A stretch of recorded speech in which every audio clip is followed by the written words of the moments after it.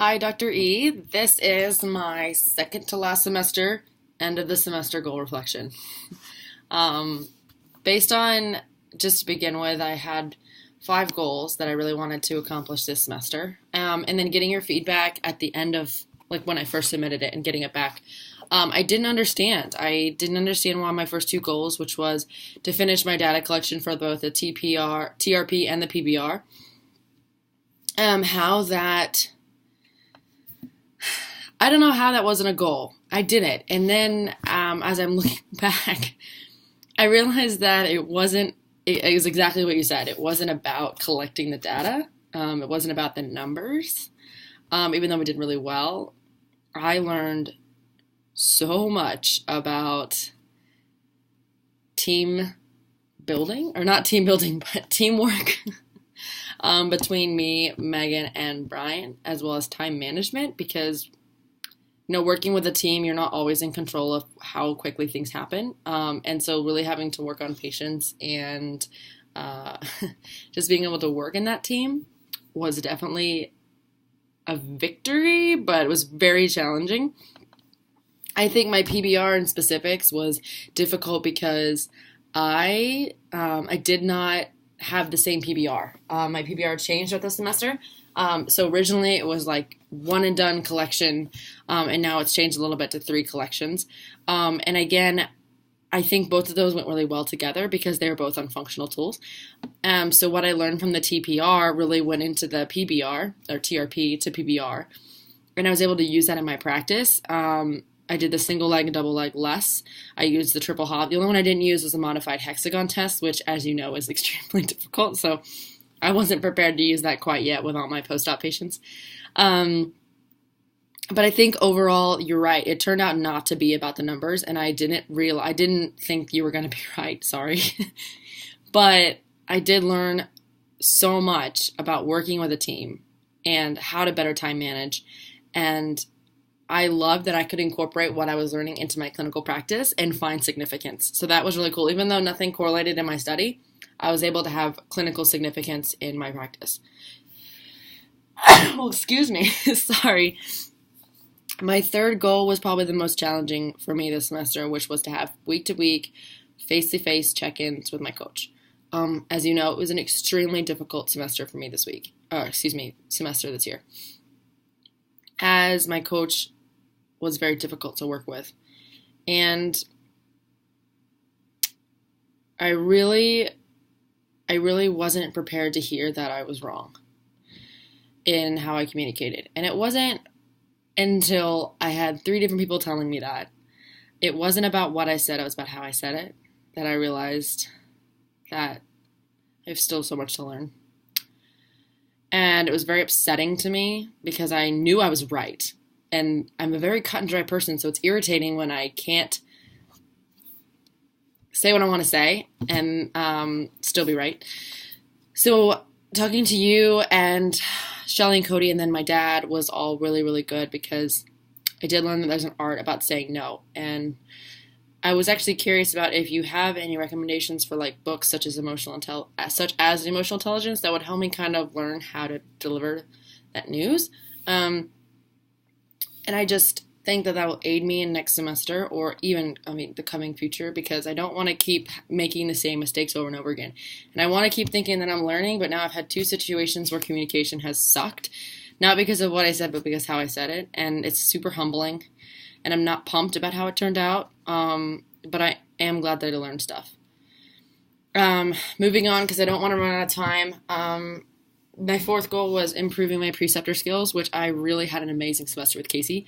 I learned how to be humbled by him. He had so much knowledge that I didn't have in undergrad, so much initiative that I didn't have in undergrad, and I really found myself respecting him and really learning from him. And these debriefs that we did end up having every semester, so my goal was complete, or every week, it turned into I learned so much more than he did, I think. Just because I was able to reflect on how we communicated, how the week went, and it ended up being way more beneficial than I thought it was going to be for me and not just for Casey. My fifth goal was to continue to work on that scheduling system, which I got to tell you, I love. I love the scheduling system. It has helped so much. But I wasn't super successful.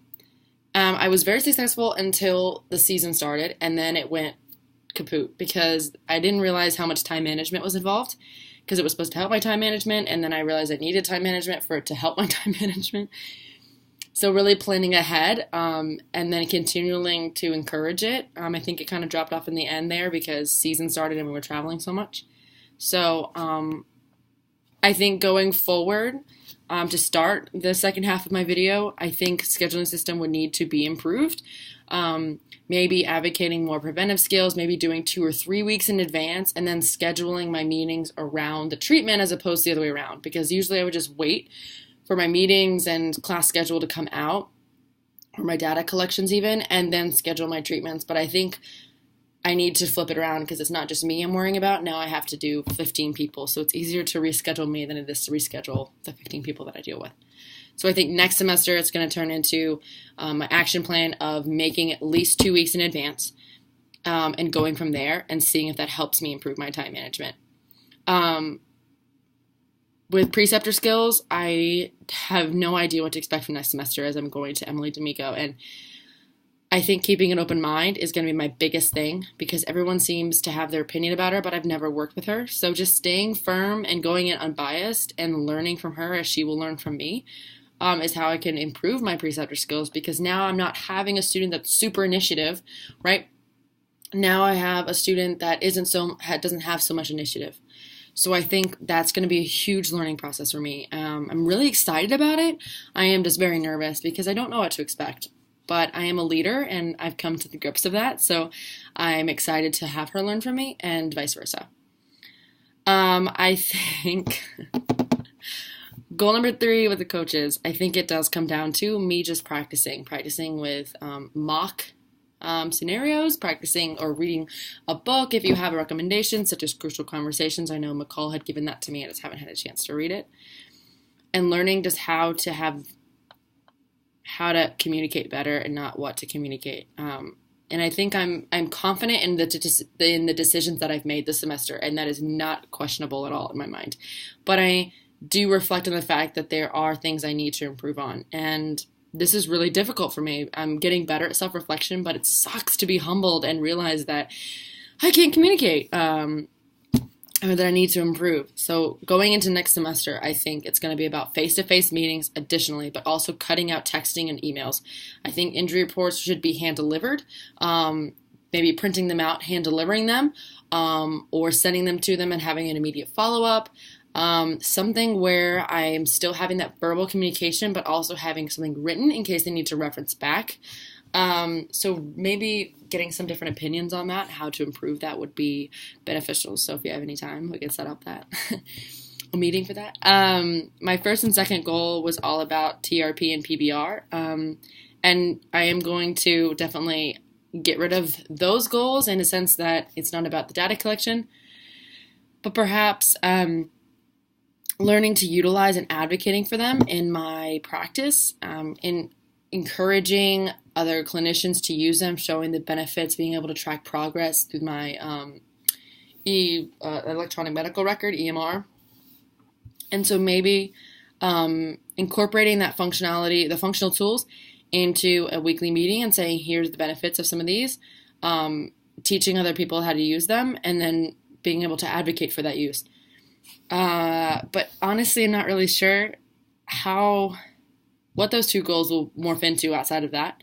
I think me just continuing to use them through every injury, maybe doing a baseline at the beginning of next year or next semester would be good, or encouraging the next person to come up to do a baseline. Say, like, hey, these are really actually extremely beneficial. Because I think doing a baseline, it's for power, I think about the lower extremities or the triple hop.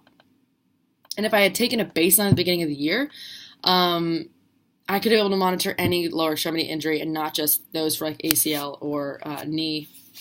I could do it for ankle. I could do it for torso or back, whatever I needed to do it for. So maybe that's a goal for next semester. I think overall I learned so much. All my goals ended up morphing into something a little bit deeper. And I kind of love that, but I also got to hate it. I look forward to next semester. I look forward to improving. I look forward to reflecting more and having better goals. Not that these goals are bad, but just a little bit more specific. and less about the numbers and more about what I learned. So thank you for an incredible semester, Dr. E.